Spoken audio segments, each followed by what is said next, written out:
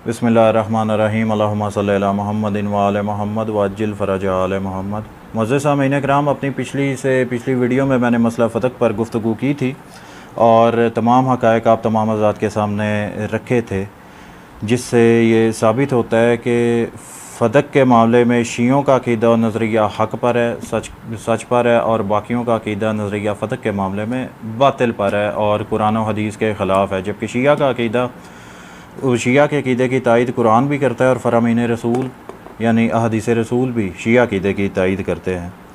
शिया सुन्नी उलमा के दरमियान जब भी मसला फ़तक पर गुफ्तगू हुई है तो हक़ को जान लेने के बाद बहुत सारे लोग मसलक हक़्क़ा में दाखिल हुए, यानी बहुत सारे लोगों ने मसलक शिया इख्तियार करके हक़ की तरफ आए।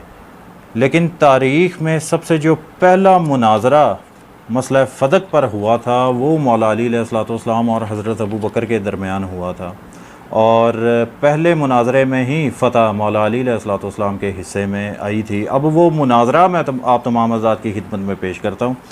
ये हवाला मैंने उस वीडियो में भी पेश किया था, लेकिन आज थोड़ी इसी हवाले की डिटेल आपकी खिदमत में पेश करूँगा।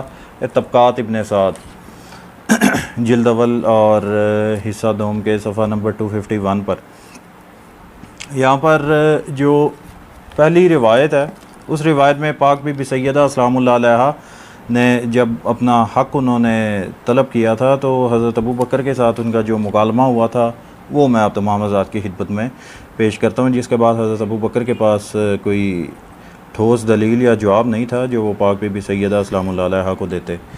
अब ये रिवायत है जी, उम्मे हानी से मरवी है कि बीबी फ़ातिमा ज़हरा सलामुल्लाह अलैहा अल्लाहुम्मा सल्लि अला मुहम्मदिन व आले मुहम्मद ने अबू बकर से कहा कि जब आप मरेंगे तो आपका वारिस कौन बनेगा? उन्होंने कहा मेरी औलाद और बीवी। उन्होंने कहा आपको क्या हुआ कि हमें छोड़कर आप नबी अलैहिस्सलाम या नबी सल्लल्लाहु अलैहि वसल्लम के वारिस बन गए? यानी पाक बीबी सैयदा सलामुल्लाह अलैहा ने कहा कि जब आप दुनिया से जाएंगे तो आपके वारिस बनेंगे आपकी औलाद और आपकी बीवी, लेकिन यहाँ पर नबी सल्लल्लाहु अलैहि वसल्लम ने जब दुनिया से पर्दा फरमाया तो आप उनके वारिस कैसे बन गए? अबू बकर ने कहा कि ए दुख्तर रसूल सल्लल्लाहु अलैहि वसल्लम, अब इधर खाली अबू बकर उन्होंने लिखा हुआ है, अगर हज़रत लिखा होता तो मैं ज़रूर बोलता। उन्होंने जैसे जैसे यहाँ पर लिखा वही मैं आपकी खिदमत में पेश कर रहा हूँ। ने कहा कि ए दुख्तर रसूल सल्लल्लाहु अलैहि वसल्लम, बाखुदा हमें आपके वालिद का ना ज़मीन का वारिस हुआ, ना सोने चांदी का, और ना ग़ुलाम का, और ना ही माल का। हज़रत बीबी फ़ातिमा सलामुल्लाह अलैहा भी यहाँ पर सलामुल्लाह अलैहा मुझे इस वजह से कहना पड़ रहा है कि अगर रज़ी अल्लाह ताला अन्हा उनको भी बोलूँ तो अहले बैत और बाकी जो लोग हैं वो उनका आपस में मिक्स हो जाएगा तो ये शिरक हो जाएगा, यानी अहले बैत अलैहिस्सलाम के साथ किसी और को शुमार करना है शिरक है। इसलिए बीबी सैयदा सलामुल्लाह अलैहा ही यहाँ पर आएगा। ने कहा कि फिर वो अल्लाह का वो हिस्सा खुम्स जो इसने हमारे लिए मुकर्रर किया और हमारा वो मखसूस हिस्सा है जो आपके कब्ज़े में है, इसका क्या होगा या इसका क्या मिलेगा? ठीक हो गया जी। मुअज़्ज़िज़ सामीन किराम, यहाँ पर वही बात आ गई कि जब बीबी सैयदा सलामुल्लाह अलैहा ने कहा कि खुम्स तो ये तो सादात का हक़ है, उस पर भी कब्ज़ा किसका हो गया? हज़रत अबू बकर का, जो रसूलुल्लाह सल्लल्लाहु अलैहि वसल्लम ने ख़ास किया था उस पर भी कब्ज़ा कर लिया गया। ये पाक बीबी सैयदा सलामुल्लाह अलैहा कह रही हैं। अल्लाहु अकबर। तो आगे हज़रत अबू बकर ने कहा कि रसूलुल्लाह सल्लल्लाहु अलैहि वसल्लम को ये कहते सुना कि ये सिर्फ़ एक लुक़मा है जो अल्लाह ने हमें दिया, जब मैं मरूंगा तो वो मुसलमानों पर ख़र्च होगा। मुअज़्ज़िज़ सामीन किराम, इन तमाम हालात का या जो भी अल्फाज नबी अलैहिस्सलाम से मंसूब किए जा रहे हैं, अगर सच में ऐसा होता तो सरकार मुस्तफ़ा सल्लल्लाहु अलैहि वसल्लम पाक बीबी सैयदा सलामुल्लाह अलैहा को ये सारी हकीकत बताते। अगर ये हकीकत होती तो उन्हीं को इस चीज़ का इल्म होना था, या मौला अली अलैहिस्सलाम को। मुअज़्ज़िज़ सामीन किराम, यहाँ पर भी ये साफ ज़ाहिर है कि पाक बीबी सैयदा सलामुल्लाह अलैहा कुरान के हवाले से बात कर रही थी और बाकी जो दूसरी तरफ लोग थे उनको ये चाहिए था कि वो भी कुरान के हवाले से बात करते।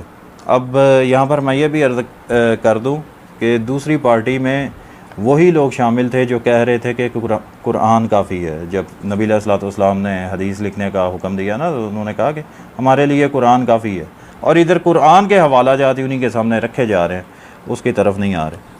अब आ जाते हैं जी अगली रिवायत, जहाँ पर मौला अली अलैहिस्सलाम और हज़रत अबू बकर के दरमियान जो मुकालमा हुआ, मुनाजरा हुआ, और उस मुनाजरे में फ़तह मौला अली अलैहिस्सलाम को हासिल हुई। जाफ़र से मरवी है कि अबू बकर के पास पाक बीबी सैयदा फ़ातिमा ज़हरा सलामुल्लाह अलैहा अपनी मिरास तलब करने के लिए आईं।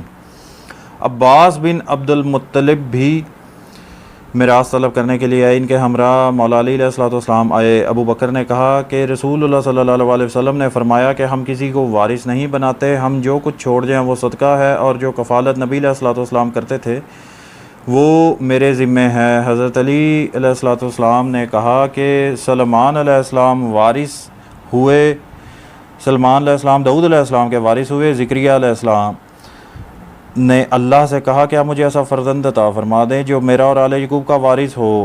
अबू बकर ने कहा कि रसूलुल्लाह सल्लल्लाहु अलैहि वसल्लम की मिरास का मामला इस तरह है, तो तुम वल्लाह इस तरह जानते हो जिस तरह मैं जानता हूँ। हज़रत अली अलैहिस्सलाम ने कहा कि ये किताब अल्लाह है जो बोल रही है। इसके बाद वहाँ पर लोग खामोश हुए और वापस चले गए। मुअज़्ज़ज़ सामीन किराम,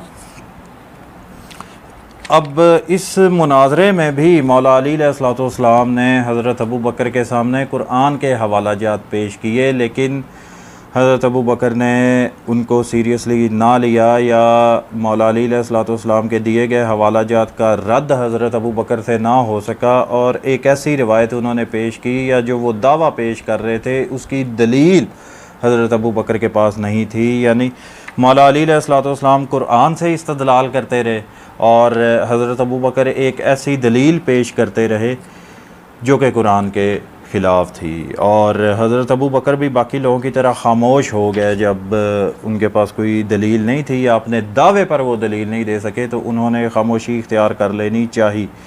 अब इन दोनों रिवायात में ये सही सनद रिवायात है। अब इन दोनों रिवायात में पहली रिवायत में भी आप देखें कि पाक बीबी सैयदा सलामुल्लाह अलैहा ने जब ये एतराज़ किया कि नबी अलैहिस्सलाम के वारिस तो हम हैं, तो आप लोग किस लिहाज से, फिर उन्होंने खुम्स का जिक्र किया जो कि अल्लाह ताला ने मुकर्रर किया हुआ था, उसका भी जवाब उनके पास नहीं था। और इधर मौला अली अलैहिस्सलाम ने कुरान पाक की आयत को कोट किया, और कुरान की आयत के मुकाबले में हज़रत अबू बकर ने वो दावा किया जिसकी दलील जनाब के पास ना थी। तो इस लिहाज से इस मुनाजरे में भी फ़तह याब कौन हुए? मौला अली अलैहिस्सलाम, पाक बीबी सैयदा सलामुल्लाह अलैहा। अब उस वीडियो में भी मैं एक बुखारी शरीफ का हवाला आपकी खिदमत में पेश करना भूल गया था। अब ये आपके सामने ये किताब है जी, वज़ीनत अलमारी सही बुखारी, यानी कुरान पाक के बाद हमारे बरादरान के यहाँ जो सबसे बड़ी मशहूर मारूफ़ किताब की जाती है। इसकी जिल्द नंबर 2 के सफ़ा नंबर 603 पर।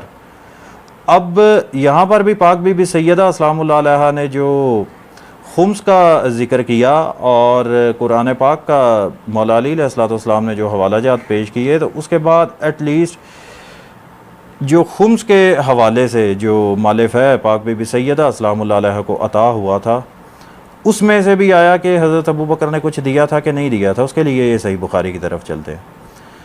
गर्ज़ हज़रत अबू बकर ने पाक बीबी सैयदा सलामुल्लाह अलैहा को इस तरका में से कुछ भी देना मंजूर ना किया, और बीबी सैयदा सलामुल्लाह अलैहा को अबू बकर पर गुस्सा आया। उन्होंने इनकी मुलाकात तर्क कर दी और शहादत तक इनसे कोई बात ना की। मुअज़्ज़ज़ सामीन किराम,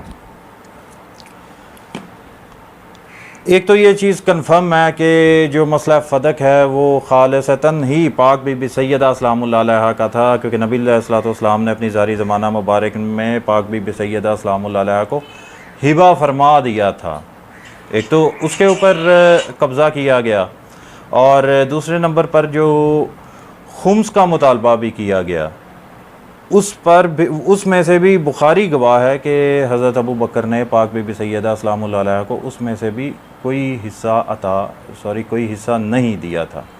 अब वो वाली वीडियो, उसके अंदर जो हवाला जाता है वो, और ये बुखारी शरीफ और ये पूरा मुनाजरा, इससे साफ अंदाज़ा लगाया जा सकता है कि मौला अली अलैहिस्सलाम फ़तह याब हुए पहले मुनाजरे में जो हज़रत अबू बकर के साथ हुआ था, मुनाजरा फ़दक पर, तारीख़ का सबसे पहला और बड़ा मुनाजरा। उस मुनाजरे में भी मौला अली अलैहिस्सलाम हक़ पर थे और मौला अली अलैहिस्सलाम ने वो मुनाजरा फ़तह किया, जिससे ये साबित होता है कि पाक बीबी सैयदा सलामुल्लाह अलैहा हक़ पर थीं और आज भी हक़ पर हैं, और क़यामत के दिन इसका फ़ैसला सबके सामने ज़रूर होगा। वमा अलैना इल्लल बलागुल मुबीन।